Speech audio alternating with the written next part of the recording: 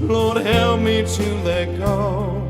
Without him I'll never know the man I wanted to be.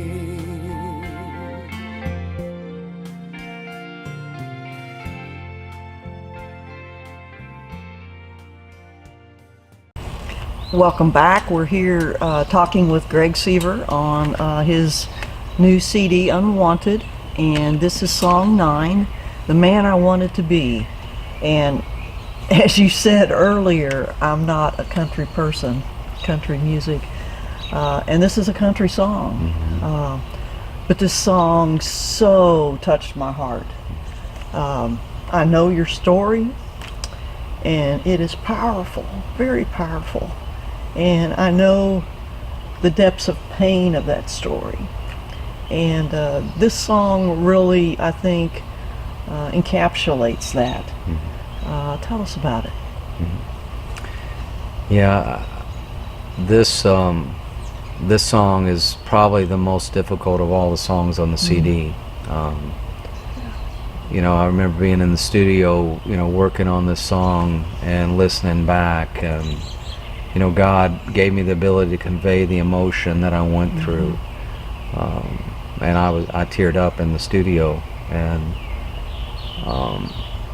you know, there was a scene in my life early on. I was probably around the age of 8, and my dad was in our garage working on one of our vehicles, and I don't know if he was changing the oil or just what he was doing.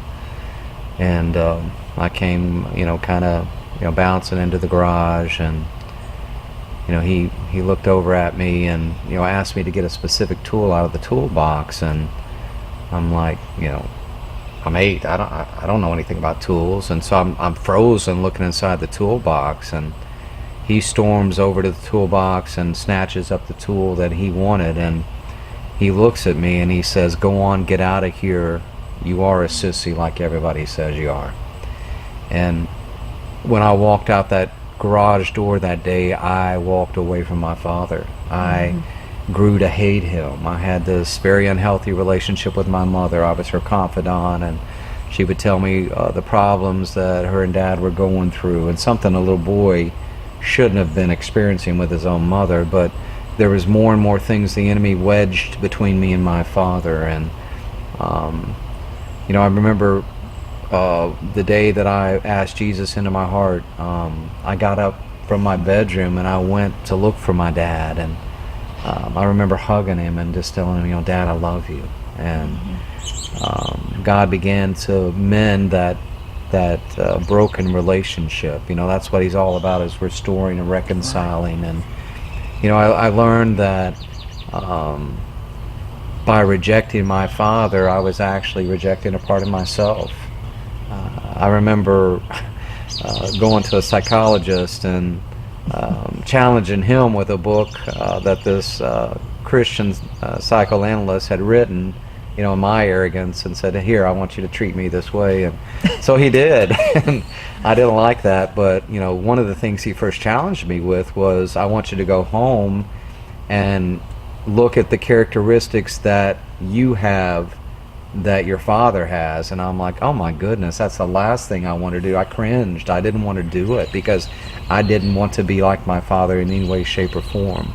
I'd really sized up men in a way that I thought they were weak. My father appeared weak to me. My mother was domineering and controlling, which was a brokenness she possessed at the time. And you know, my father basically patterned his life like his father, you know.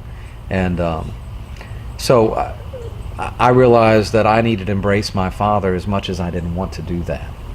And I went to visit them later in life, where they lived at, and I felt like a little boy during that phase with my dad. And I remember us being out, hanging outside one night, and me challenged him in a way that caused him to cry, and it just broke my heart. And I went over and put my arm around him, and my heart began to well up with compassion. And I got to find out that his father had never told him that he loved him. His father had never affirmed him. and it broke my heart, and it gave me the ability to forgive him and realize that my dad didn't know how to be a dad. I don't know how to be a dad. I didn't. I made all kinds of mistakes with my own sons.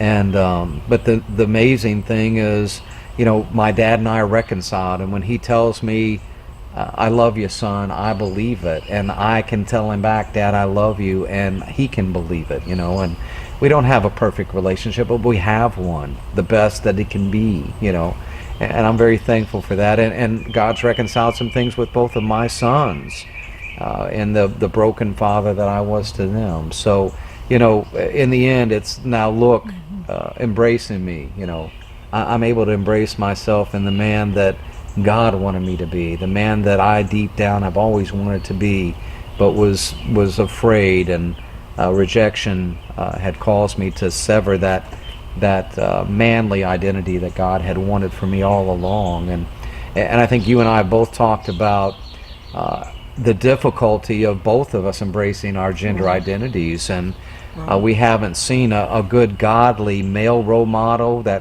really, in my opinion, really demonstrates God's masculinity, nor have you found a woman, as you've told me as well, that really does justice to God's feminine side.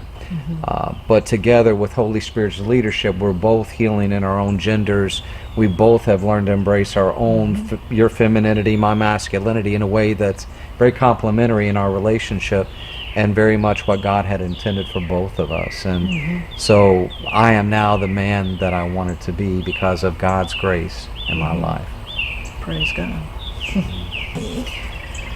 If you haven't listened to it, it's a very, very powerful song, and the emotion that Greg is able to convey, I think, will speak to you. So thanks for joining us, and we'll see you later.